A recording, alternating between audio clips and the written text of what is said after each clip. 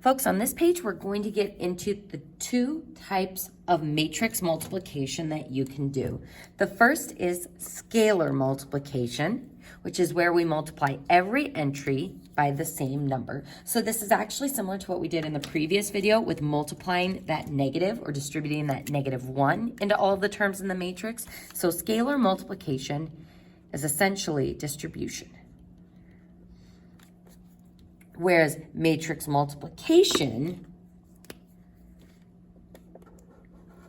is a bit more complicated, where the number of columns of the first matrix must equal the number of, this should say, rows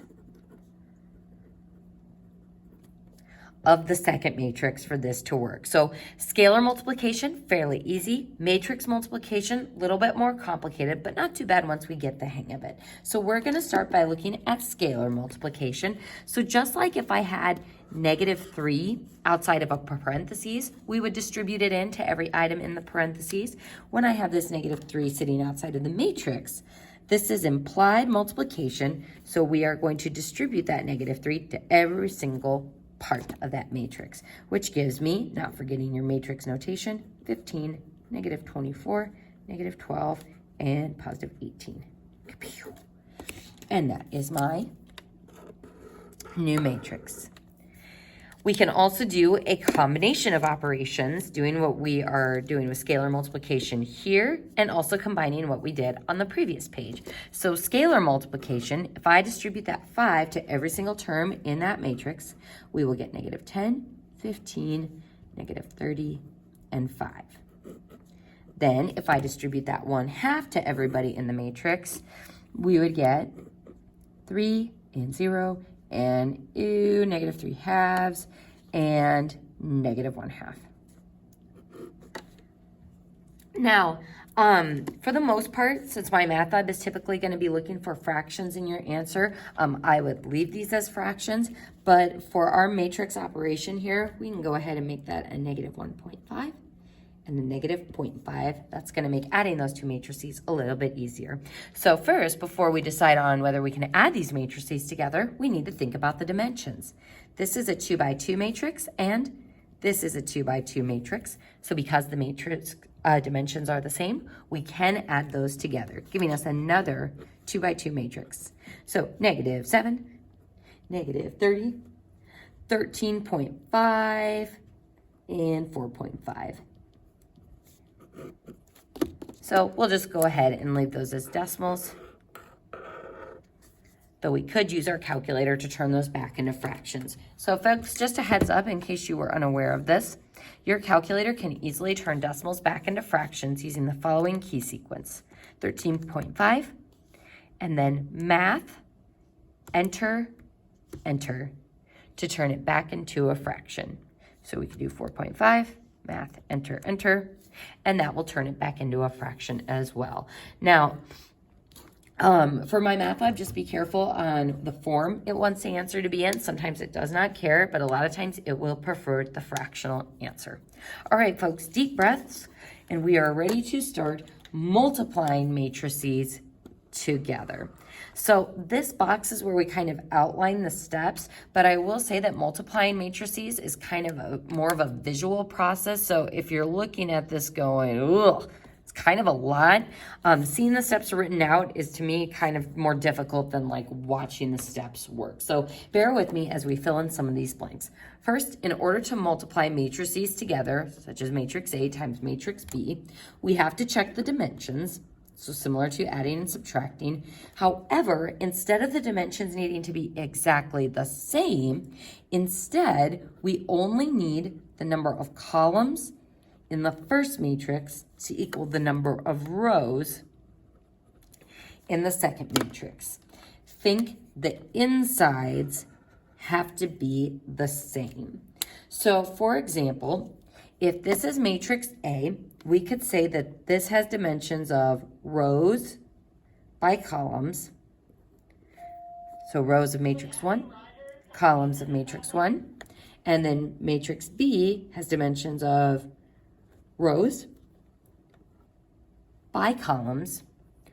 So in order for me to be able to multiply these two matrices, These dimensions don't have to be exactly the same, but these two numbers, the columns of matrix 1 and the rows of matrix 2, must be the same.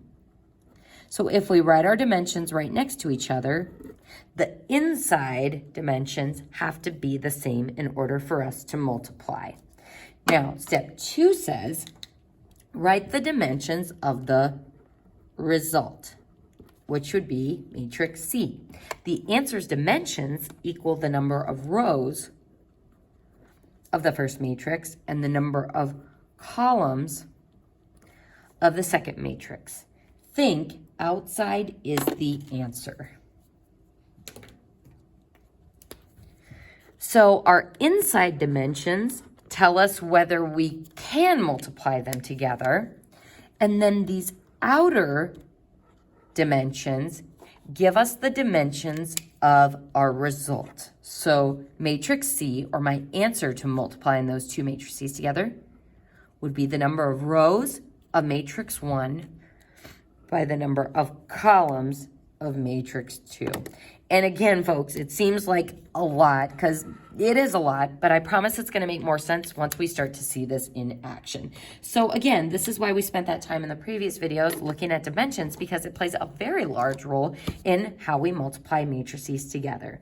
Now, to actually carry out the multiplication, we are going to calculate each element in the answer by thinking about the element's position. So if I'm looking for the element in the result, in row 1, column 3, we would take row 1 of the first matrix and match it up with with column C,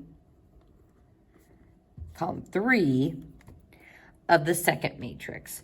So just like this position is row and column, how we multiply is going to be rows of the first matrix by columns of the second matrix. And again, this will start to make sense once we see it visually in action. So essentially, when we high five that row up to that column, so row to the column, each cell will have a partner that we will multiply together, and then we add the products up. So before we get into full-on multiplying of matrices together, we're just going to do a little bit of practice with the dimension aspect of it. So the first thing we are going to do is look at matrix A and matrix B's dimensions, and we're going to decide, can we multiply these matrices together? So I'm going to look at the inside dimensions, which would be the 4 and the 4. Since my inner dimensions are the same, can we multiply these matrices together? Sorry for those interruptions, folks. So these dimensions are the same, which means we can multiply these matrices together. Next, it wants me to find the dimensions of the result, or matrix C. My outer dimensions become the resultant dimensions. So matrix C would have dimensions of 3 by 5.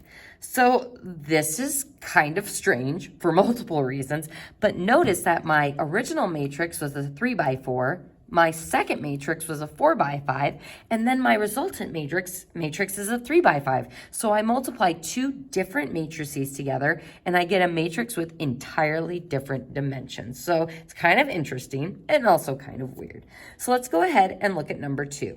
As I look at the dimensions, are my insides the same? Yes, we've got a 2 and a 2. So since these matrices' inner dimensions are the same, we can multiply them together.